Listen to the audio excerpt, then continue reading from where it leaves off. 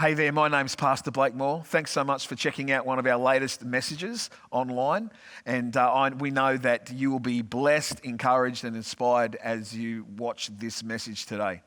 Thanks for checking out one of our resources, and we would love to meet you in person very soon. God bless. Morning, how are we? Great to have you here today on the 28th of December, 2025. How was your Christmas? Good? Very good. You make room for dessert, did you? Or too much dessert? It's great to have you here. My name's Pastor Blake Moore.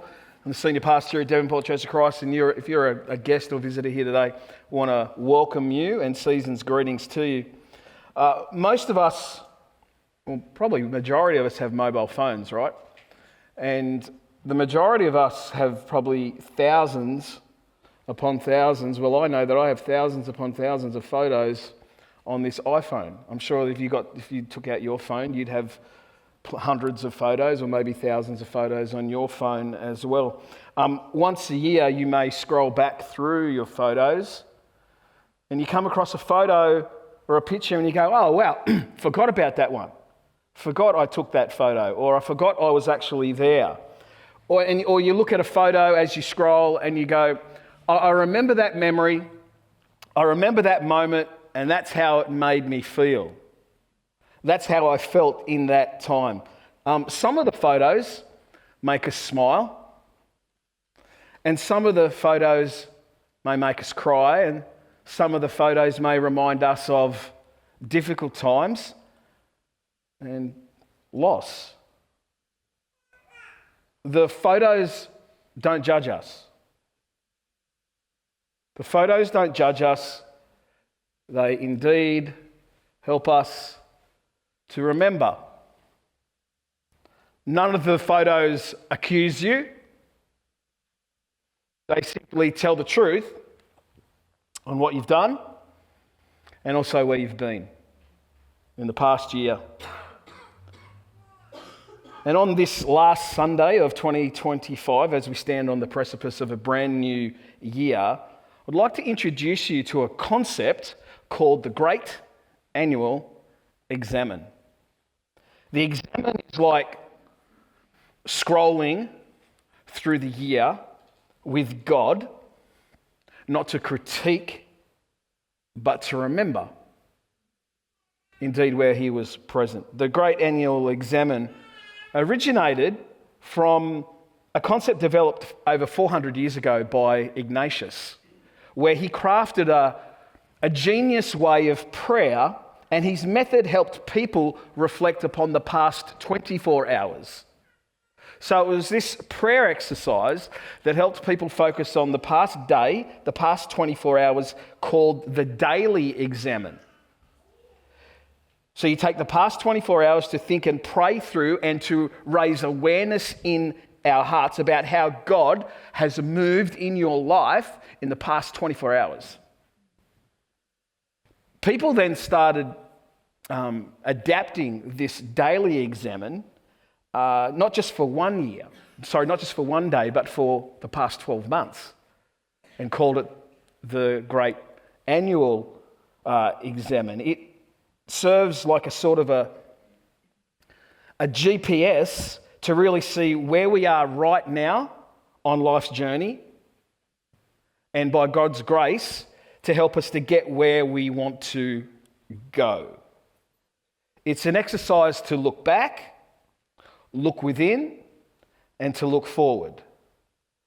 And it's about intentionality, because if we aren't intentional about our lives, we just drift from 1 year to the next without growing, without changing, we just exist. We allow life to happen to us and we're passive, where the idea of the Great Annual Examen is to be proactive about what's to come in my life and also your life. As you go home today, I've provided some printed copies out there at the Next Steps desk for those of you who would like to do the Great Annual Examen before Thursday. Also, if you have a phone, you could actually even scan that right now, and that will take you to a PDF that you can download and you can do the Great Annual Examen. But I've printed out about 25 copies, so best in, best dressed. And if you need a printed copy, there's one up here as well, so there's 26. Or for those of you who are tech savvy, scan the QR code now. I tested it and I'm 100% sure it works. Does it work? See? All good. Now, let me tell you about the Great Annual Examen. This is not something that you'll do in 5 minutes.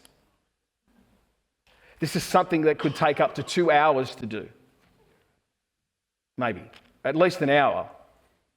But the idea is for you to not just rush through answering the questions, but to ponder the questions. To examine your past 12 months. What has God showed you? Where has He turned up, etc. So I would encourage you to do that. The Great Annual Examen guides us in examining our lives through 5 major categories: physical health, emotional health, relational health, vocational health, and finally spiritual health. So grab some of these copies if you'd like to do this. Today, I'm not going to go through all of those different things, because as a church, we've preached through them over the years, and I'll leave that for you as you do the examen. But what I want to do is I want to share today, before some of you go and do the Great Annual Examen, is to give you the main movements behind the Great Annual Examen, because they are movements. The Great Annual Examen is not your New Year's resolution list or a goal-setting exercise. It's spiritual formation. So they are movements like end-of-year financial statements do not exist to punish you. They exist so you can plan. Ignoring it does not change the numbers, right? The examen is a spiritual statement. It's honest, it's clear, and forward-looking, always under grace. So, see, you can't plan for the future if you refuse to look at the truth. You can't plan for 2026 if you refuse to look at the truth of your life. Psalm 139, I think, sums this up well, verses 1 to 4. "O Lord, you have searched me and known me. You know when I sit down and you know when I rise up. You discern my thoughts from afar. You search out my path and my lying down and are acquainted with all of my ways." Oh, wow. "Even before a word is on my tongue, behold, O Lord, you know it altogether." That's why you should watch your words. You should watch your words and speak less and listen more. The first movement of the Great Annual Examen is this: God was already there. Most of us review the year by asking, how did I go? Did I have a good year or did I have a bad year? But the Great Annual Examen begins with a different question. It begins with this question: where was God? Scripture reminds us that God does not enter my story late. He does not enter your story late. He is present in our celebrations.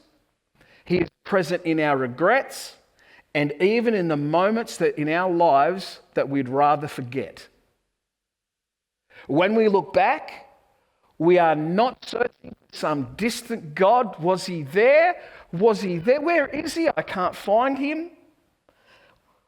but rather God was already there. We are awakening to a faithful God. God was present in what went right in 2025, and God was present in what went wrong in 2025 as well. Nothing in the past year is wasted in God's hands. We do not look back alone. God has already gone before us. That God is in every moment. That God is in every memory. The examen, which I hope many of you will undertake before Thursday, is not like an exam that you may take at school or did take at school where it was just like pass or fail, but one in which we notice God at work. Before we begin a review of the past year and all of the good and in all of the bad and all of the joys and in all of the struggles, we remember that God has been present in every part of it. God has not just been present in the good things, God has also been present in the hard times and the difficulties. Can anyone relate? God was already there. It's the first movement of the Great Annual Examen. He's been present in every part of it. The second movement, movement 2, review the year with gratitude. Now, we all know, have heard of the power of gratitude and thankfulness. Like it does something to you chemically, to your brain as well. It's a physical positive thing. But gratitude, when you're grateful for something, when you show gratitude reorientates your vision. Like if you're just a complainer all 24, it's humbug. Like you got no vision. Everything sucks, everything's bad, but when we practice gratitude in the good times and in the bad times, we just don't practice gratitude in good times. I mean, anyone can do that. Lord God, thank you that I'm lying on this beach in Noosa with a pina colada in my hand. Anyone can do that. Gratitude in the difficult times. Gratitude when life gets hard and tough. We see differently. We think differently when we practice gratitude. Gratitude is not denial of pain. Gratitude is not denial that we've had difficulties and tough times in 2025. It's simply a recognition of grace. When we begin with thanksgiving, our hearts soften. And our vision sharpens. Gratitude recalibrates us to reality. Not, oh, God, I'm so thankful for what you've done in my life this year. Yeah, I've had loss, I've had pain, I've had difficulties. But man, I'm still here. I'm still kicking. I had breakfast this morning. I got a roof over my head. You owe me nothing, God. You owe me nothing because you've given me everything in Jesus. If that's the only thing God gave you is Jesus, that's enough. And I'm grateful for it. How many are grateful you woke up today? Have you told him yet? Gratitude shifts something. Gratitude changes. I'm grateful. Gratitude recalibrates us reality. It's not a cynical one, but a hopeful one. Many of us remember the year by its hardest moments, but the examen trains us to remember it by God's faithfulness. Gratitude teaches us to notice where God sustained us, where God surprised us, or carried us when we didn't even realize it.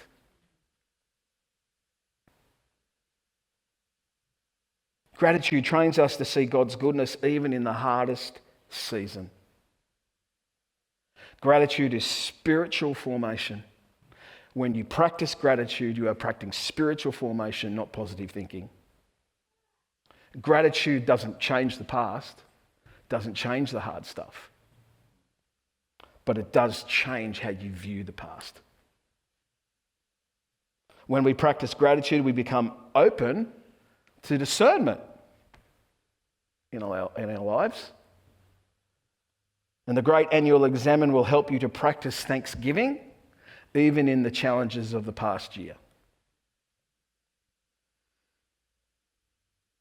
We preached through 1 Thessalonians this year. 1 Thessalonians chapter 5:18 says, give thanks in all circumstances. For this is the will of God in Christ Jesus for you. Because when you give thanks in all circumstances, even in the difficult times, God is forming you. You are getting formed more into the image of Jesus, because how many of us need to be reminded that God's goal for your life here on planet Earth is not comfort, it's formation. To become like Jesus. And you get formed through hard times.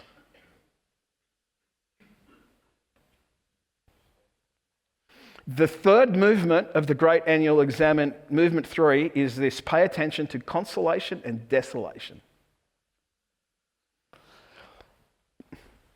I'm talking about emotions and feelings must be listened to when you do this process. Consolation is the feeling or sense of a deep feeling of connection to God. It is a sense that when you reflect on something, when you think or ponder an event, a situation, or a future outcome or decision that you have to make. Oh, do I change this job? Do I quit this job? Do we move here? Do we do this? Do I make this? Do I date this guy? Do I do this? Feelings of consolation. Consolation, there's this idea that it's this idea of sense of that all is right with the world as I'm about to make this decision. Consolation. It's discernment, right? Most people make decisions based on, but when you actually sit down and think, what is God saying to me in this? Is it consolation or desolation? Desolation is, on the other hand, is the loss of a sense of God's presence when you think about this decision, when you think about this move that you want to do, when you think about this event. Indeed, we feel out of touch with God in desolation, with others and with ourselves. It might be this feeling and this sense of being off-centre, full of turmoil and conflict within, confusion, maybe even rebellion, or we might sense our energy draining away when we think of people or events or this decision. It's feelings of desolation, consolation and desolation. Man, when you think about that, when you think about this decision, it doesn't sit right. It's not right with me. I'm losing sleep. I'm not. This is not right. This is not sitting well with me. Consolation and desolation. Like you might be going, for instance, you might be going through something very difficult, perhaps the death of someone close, or quitting a job, or ending a relationship that's not good for you. And maybe there's certain sadness or fear and concern about the future, right? But underneath that, underneath those emotions, you might also identify in that hard decision a deep sense of well-being, a deep sense of peace that transcends all human understanding. That's consolation. That God's, even though it's a difficult thing, God is comforting you and leading you. The practice of looking for feelings of consolation and desolation is absolutely critical in any discernment process.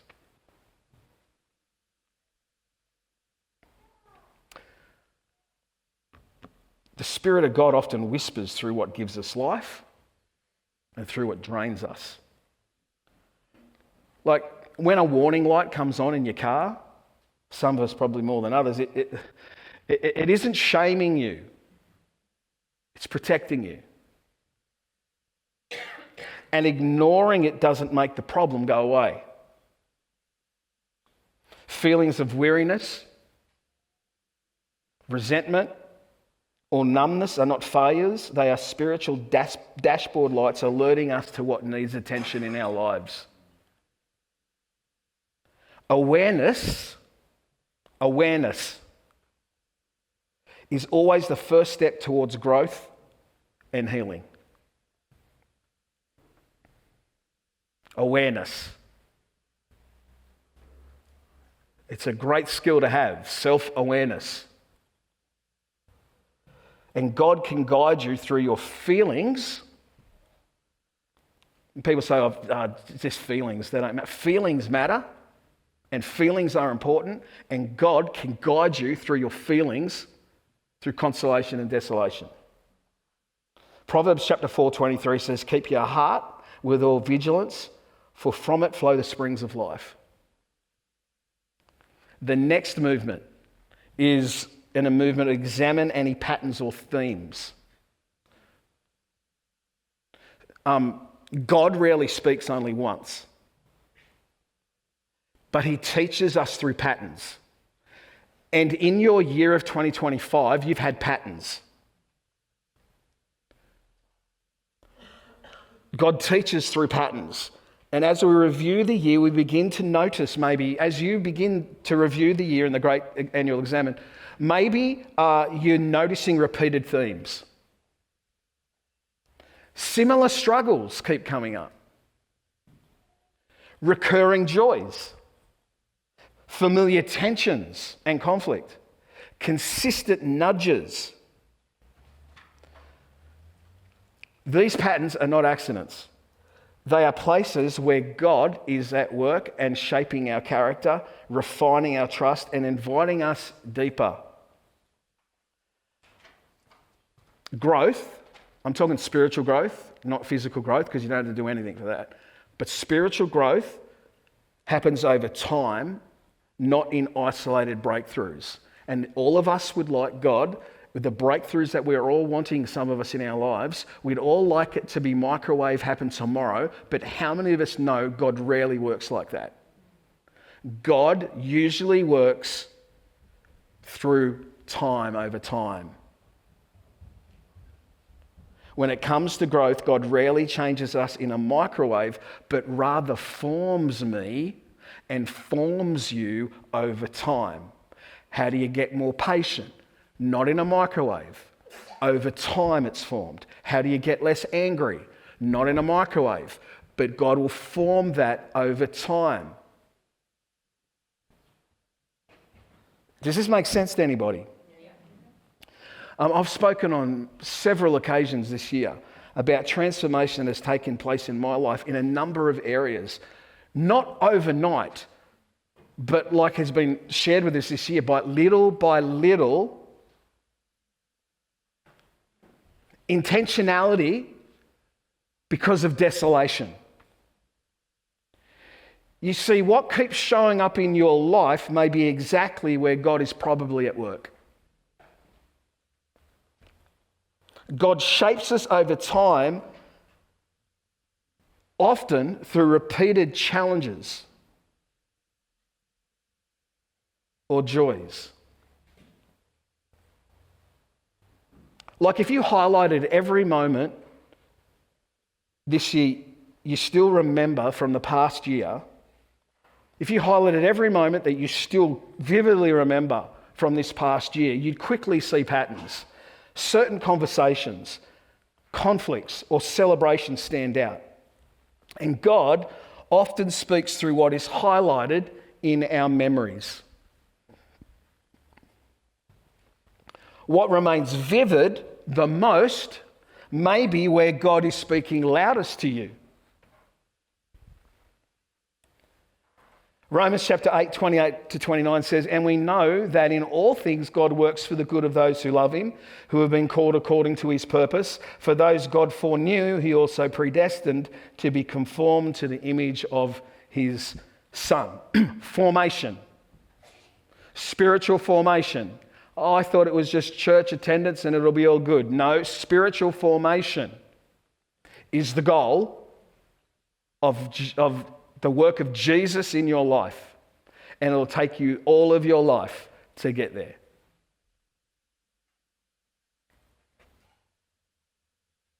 The next movement in the Great Annual Examen. Name sin and failure. Looking back honestly on 2025 means we will encounter failure, sin and regret. The examen does not avoid these. The examen does not avoid these moments, but it refuses shame. There's no shame in this. Confession in the examen is not about self-punishment, it is about receiving God's grace. God already knows where you fell short in 2025. God already knows where I fell short in 2025.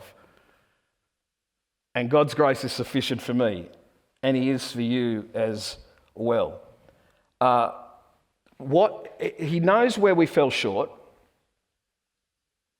All He wants is honesty. All He wants, church, is honesty. Just tell Him how it is, because He already knows how it is. We're not fooling anybody about ourselves. Just tell Him, be honest. Because honesty opens the door to freedom. Tell Him how you're going relationally. Your husband, how are you going with your wife? Wife, how are you going with your husband? Parents, how are you going with your kids? Just be honest about it. How are you going with God? If you've had a lousy year with Jesus, tell Him. He already knows. And His grace is sufficient to meet you where you're at and love you where you're at. Honesty. Man, if we're just all honest. Honest. Grace does not minimize sin, but it sure does overcome it. Listen, Jesus said it, truth will set you free. Truth will set you free. Truth, not deceiving ourselves. What have I said all the time? I know you're going to hate me saying this all the time. Truth is your friend. Truth is your friend. In the doctor's office, truth is your friend. In the counsellor's office, truth is your friend. When you look back at your family of origin, truth is your friend. When you look at your relationship with Jesus, truth is your friend. When you look at any relationship you have, truth is your friend. Gently, but honestly, where have you resisted God in 2025? Where has there been no love? Where has there been no grace or forgiveness? Where have you fallen short? Where did fear, pride, control, or avoidance shape your decisions? Where do I need forgiveness? From God or from others? When you speak truth and acknowledge the reality of our lives and where we are at, God's mercy meets us where truth is spoken. But truth must be spoken. Honesty must be spoken. Did God not do that with King David after the prophet Nathan confronted him?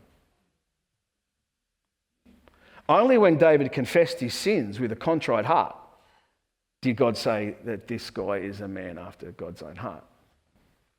Only then, when there was honesty and contrition. The next movement in the examen is that God invites, after we've done all these things, movement 6, after we've confessed sin, after we've done all these movements, the next one is God then invites us forward. Where is God leading? What are His invitations to you in the year ahead? That out of gratitude, out of these movements of gratitude, awareness, and honesty, an invitation begins to emerge. God's invitations are gentle, simple callings to release something, to step into courage, to trust Him more deeply. This is about direction, remember, spiritual formations, not just setting goals for 2026. Some of you are very good at setting goals. I'm not talking about this. I'm talking about direction and movement and formation. A faithful response more than a thing to do list. That given what I've seen in 2025, what is God inviting me into next? given what you've seen in 2025, what is God inviting you into next? What needs to be embraced? What needs to be released or realigned? Here's my question. What needs to be released that no longer fits? What needs to be released that no longer fits? Like, what I mean is that at some point, we all pull out clothes from the wardrobe and say, heck, this doesn't fit me anymore. Not because it was bad, but because we've changed one way or the other, right?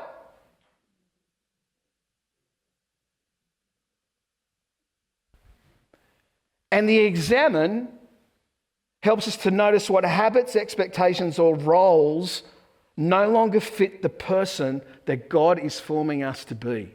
What needs to be released that no longer fits? Isaiah chapter 43, 18 to 19 says, forget the former things. Do not dwell on the past. See, I'm doing a new thing. I know we've got a number of farmers in our congregation, and I like to eat the food that farmers produce, but I'm certainly no farmer. But I know a little bit from the Bible about sowing and reaping, and I also know that farmers don't plant blindly. They look at last season's harvest and ask this: what flourished? What struggled? What exhausted the soil? And then, out of what they know from last season, they plan accordingly and wisely. God has, and I guess what I'm saying, that God has shown you things this year that you already know. You know what flourished. You know what struggled.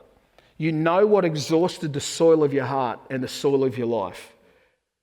Because you know some certain things, then plan wisely for 2026. The examine helps us plant the next year intentionally, guided by what God has already shown us in 2025.